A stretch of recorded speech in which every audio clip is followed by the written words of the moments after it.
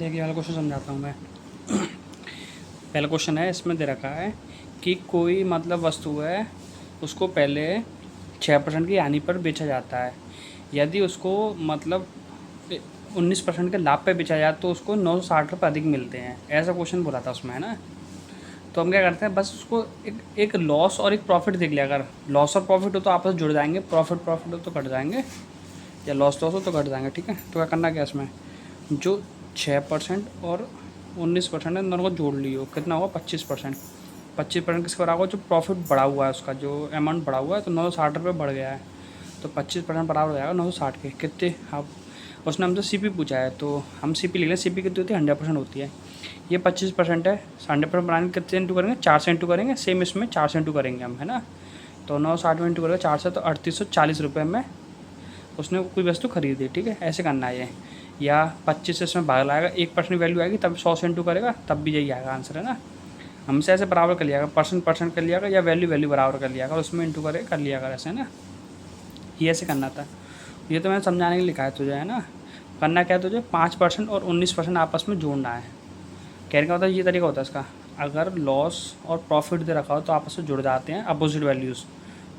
और अगर प्रॉफिट और प्रॉफिट दे रखा हो तो घट जाएंगे, या लॉस और लॉस दे रखा हो तो घट जाएंगे आपस में, है ना। या प्रॉफिट और लॉस दे रखा हो तो जुड़ जाएंगे, है ना। ये तरीका होता है इनका। तो हमें 6% और 25% 19% जोड़ना है आपस में, है ना। उसके बाद अगला क्वेश्चन था एक कि उसने मतलब दो वस्तुओं का जो क्रय मूल्य है वो बराबर दे रखा है 1300 रुपये। 1300 रुपये में कोई एक वस्तु आती है ना, दोनों 1300 रुपये में आती है। तो उसने बताया, अगर नीचे लाइन पड़ेगा तो उस वस्तु पे उसने एक फिक्स, दोनों पे सेम अमाउंट, क्या बोलते हैं, एमआरपी फिक्स की उसने, कि दोनों के लिए इतने पे एमआरपी है। फिर उसने क्या किया, उसमें 84% और 25% का डिस्काउंट दिया दोनों पे, उसी पे एक ही वस्तु पे 84%, फिर उसके बाद जस्ट 25% डिस्काउंट दिया, मतलब क्रमिक डिस्काउंट दिया उसने, है ना। तो उसके बाद उसने बोला है कि उसमें उसको लाभ कितना होता है, 734 रुपये। अब हमें याद है कि सी पी 1300 रुपये, और प्रॉफिट हमें दे रखा 734 रुपये, तो हम एस पी निकाल सकते हैं। एस पी बराबर क्या होता है रुपीज़ में, सी पी प्लस प्रॉफिट, मतलब क्रय मूल्य प्लस प्रॉफिट जोड़ेगा तो एस पी मतलब विक्रय मूल्य के बराबर आएगा। ठीक है, तो 1300 रुपये 734 रुपये जोड़ेगा तो 2034 रुपये होगा। पहले ये करना था हमें, है ना। इसमें बस ये ट्विस्ट है और कुछ नहीं है। उसके बाद हमें एम आर पी निकालनी है, तो क्या करेंगे, पहले 84% का डिस्काउंट देना है। मतलब कोई बच्चों 25 की है, उसको 21 का डिस्काउंट देकर 4 में बेचेंगे, तो 4/25 हो गया, है ना। और 25% डिस्काउंट मतलब कोई वस्तु 4 रुपये की है, उसमें एक का डिस्काउंट दे तो हमें कितने बेचेंगे, 3 रुपये में बेचेंगे। तो एम आर पी में ऐसे इंटू करेगा तो ये किसके बराबर आएगा, ये एस पी बराबर आएगा। और एस पी कितनी है, 2034 रुपये। 4 से ये कट जाएगा और 3 से इसको काटेगा तो 678 रुपये कटेगा। 678 में 25 से इंटू करेगा तो कितना आएगा, एम आर पी आएगा 16,950 रुपये। अब उसके बाद बोला जो एम आर पी आई है उसमें अब तुमको क्या करना है, 87% का लास्ट में बोला है कि हमें प्रॉफिट निकालना है, जब हम जो एम आर पी आती है उसमें 87% का डिस्काउंट देते हैं हम, है ना। तो हम जो 16,950 रुपये में अगर हम 87% का डिस्काउंट देंगे, कहने का मतलब 16,950 रुपये को हम 13% निकालनी है हमें उसकी, है ना। 100 माने 87 करेगा तो 13% होगा ना। इसका 13% निकालेगा तो 2,203.5 आएगा, है ना, 5। अब हमें ये दे रखा है हमें एस पी 2,203.5 है ना, और हमें सी पी का दे रखा 1300 रुपये। हम यहाँ से अब प्रॉफिट निकाल सकते हैं। कुछ चीज़ हमें 2,203.5 में बेची है, और कुछ चीज़ हमने 1300 में खरीदी है, तो कितना प्रॉफिट होगा, 903.5 का प्रॉफिट हुआ। इंटू करें 100 से डिवाइड लगा 13 से।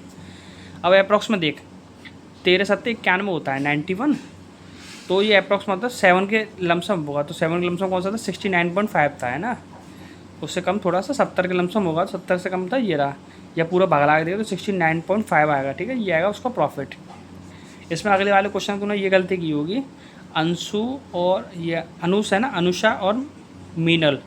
इसमें क्या कह रहा है, अनुशल ने 5,000 रुपये, वो 55,000 रुपये पहले एक कोई साझेदारी में लगाए। उसके बाद उसने, ये टाइम था 1 साल का, तो उसमें 12 महीने के लगाए होंगे। दूसरा है मीनस, उसने बताया नहीं कि मिलन ने कितने रुपए लगाए थे। उसने मान लिया 100 रुपये लगाए थे।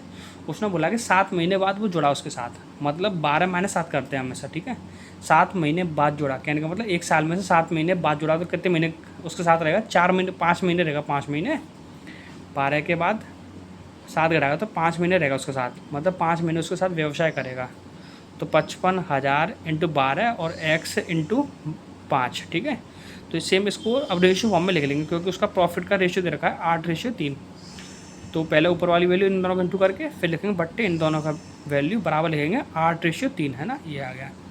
तो 55,000 इंटू 12 इंटू करेगा x इंटू 5 बराबर 8/3। इसको काटेगा 5 से, ये कटेगा 11,000 बार। अब इसका इंटू इसमें कर लें तो 12 36, 36 इंटू 11 डिवाइड बाई 8, काटा पीटी करेगा, जैसे 4 से 2 बार काट ली, 4 से 9 बार, 2 से काटेगा तो 5500, 5500 इंटू 9 करेगा तो 495 और डबल जीरो लास्ट में है, तो 495 रुपये में वो मीनल है ना अपनी कोई कैपिटल उसमें लगाएगा, है ना। अब ये क्वेश्चन है, ये बेसिक से करना था मैं, है ना। इसमें दे रखा है कि जो ए और बी है दोनों की वर्तमान आयु है ना, बी की वर्तमान आयु मानेंगे हम पहले, क्योंकि उसने बोला है कि बी से 8 वर्ष अधिक है ए की आयु। पहले हम मानेंगे बी की आयु कितनी है, एक्स वर्ष वर्तमान आयु होती है ये ना। उसके बाद बोला है कि बी की आयु से 8 वर्ष अधिक है, मतलब x + 8, ठीक है। उसके बाद उसने ट्विस्ट बोला कि 14 साल पश्चात, ठीक है, आफ्टर 14 ईयर। तो कहने का दोनों सालों में 14 जुड़ेगा, मतलब x + 8 ए की वैल्यू में 14 जुड़ेगा। 14 साल बाद इसकी ये एज होगी, जस्ट बी की x + 14, मतलब वर्तमान आयु में 14 साल जोड़ूंगा तो उसकी 14 साल बाद आयु ये होगी। इन दोनों का योग मतलब प्लस लगा दे बीच में, है ना। बराबर किसको होगा, उसने बोला है कि इन दोनों की वर्तमान आयु का योग, मतलब x + 8 इन दोनों को जोड़ लिया, इनकी आयु का योग का दोगुने के बराबर होगा, तो 2 से इंटू कर दिया, है ना। ऐसे करना है सबना द्वारा। ए की वर्तमान आयु कितनी है हमारी, x + 8। अब 14 वर्ष पश्चात मतलब 14 साल इसमें जोड़नी है, तो x + 8 + 14 ये होगी इसकी 14 साल बाद की एज।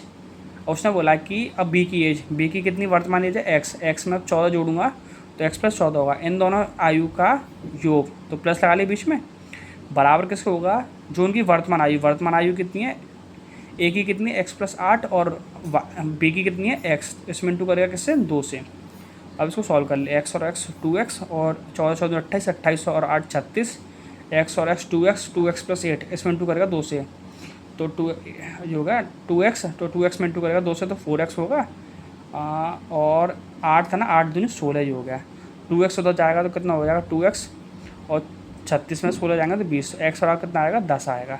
और उसने पूछा है कि ए की वर्तमान आयु कितनी होगी, तो ए की वर्तमान आयु कितनी थी, हमने x + 8 मानी थी, तो x की वैल्यू कितनी आई 10, तो 10 + 8 कितना होगा 18 वर्ष। 18 वर्ष ए की वर्तमान आयु, अगर बी की पूछी आए तो कितनी होती, 10 वर्ष होती। अगर 10 साल बाद होती तो जोड़ते, 10 साल पहले की होती तो घटाते, ये अपने अकॉर्डिंग करते हैं ना।